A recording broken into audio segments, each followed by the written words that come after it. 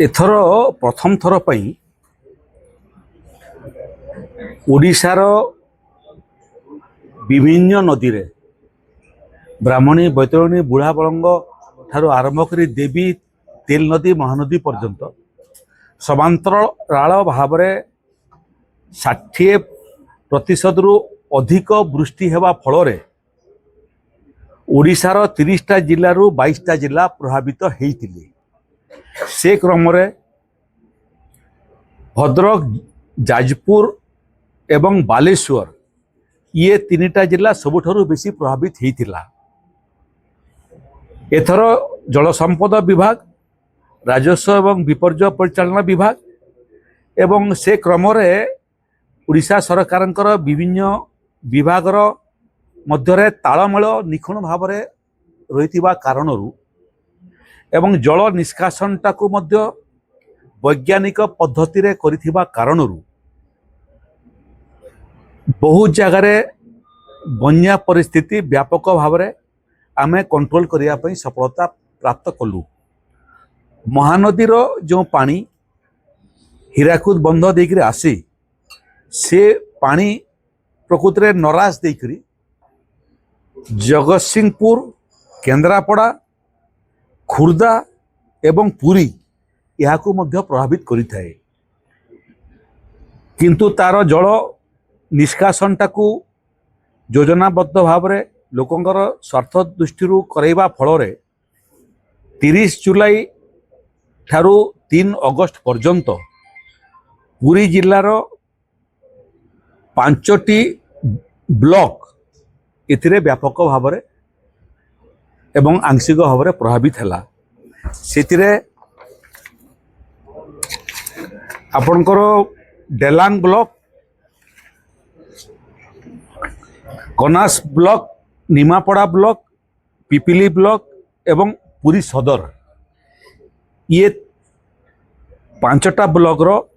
14टी ग्राम पंचायत, 19टी गाँ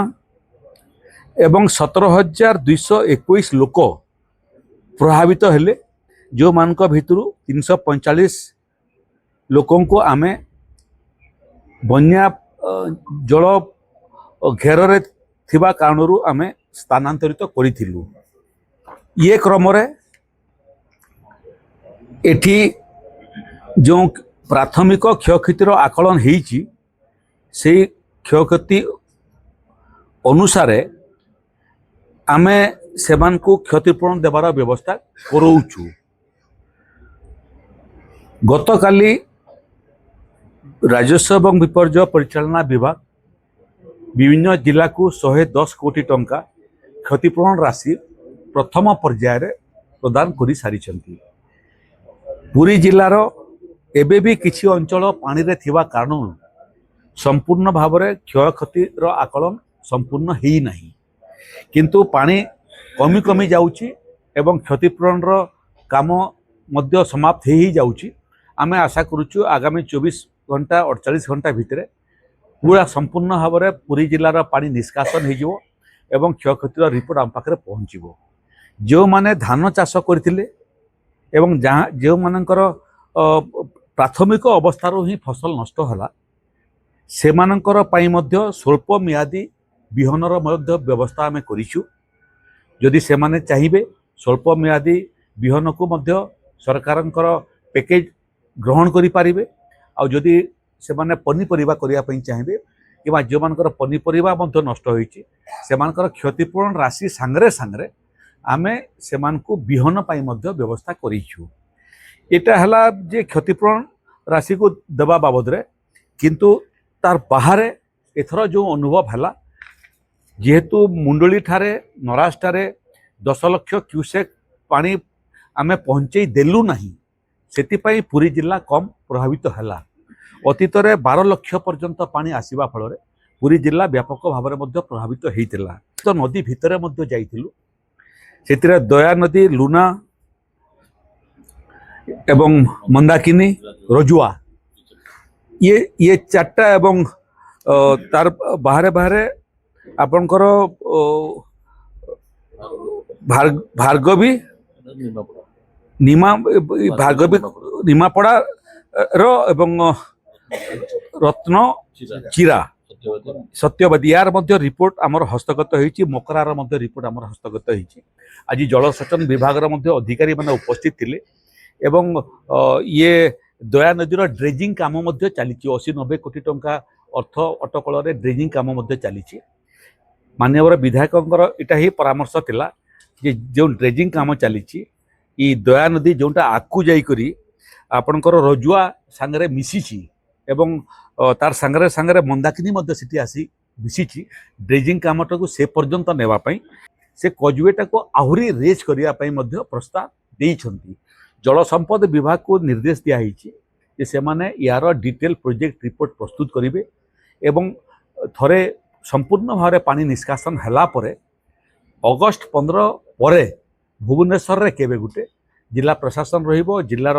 जो माने जल संपद विभाग अधिकारी रहिबे एवं राज्य रे मध्य जल संपद विभाग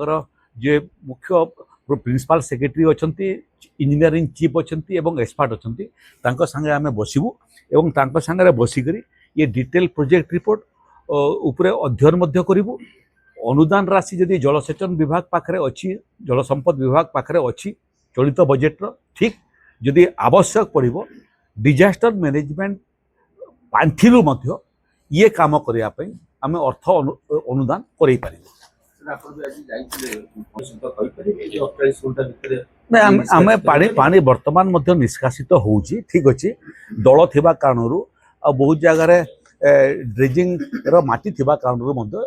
ये निष्कासन रो प्रक्रिया टिके धीरे धीरे चलीची किंतु आमे आकलन करूछु जे आगामी 48 घंटा भितर पानी कमी जीवो एवं थरे असेसमेंट करिया पई आमे गुटे पोजीशन को आसी जीवु तेणु आगामी 48 घंटा भितर संपूर्ण भाव में असेसमेंट काम क्षय क्षतिर असेसमेंट काम संपूर्ण हम बोली आम आशावादी अच्छु यदि से क्रम जदि आवश्यक पड़े अति कम आउ 24 घंटा एक्सटेंशन हो किंतु प्राथमिक रिपोर्ट मध्य प्राप्त हो गले फाइनल रिपोर्ट आसीबा पूर्व आम क्षतिपूरण राशि जिला प्रशासन को देदेबू थरे से राशि पाइला परे जदि आहुरी आवश्यक पड़े आपको आहुरी दे पारिबू जदि कम आवश्यक पड़े से माने राजस्व विभाग को पैसा फेरे पारे।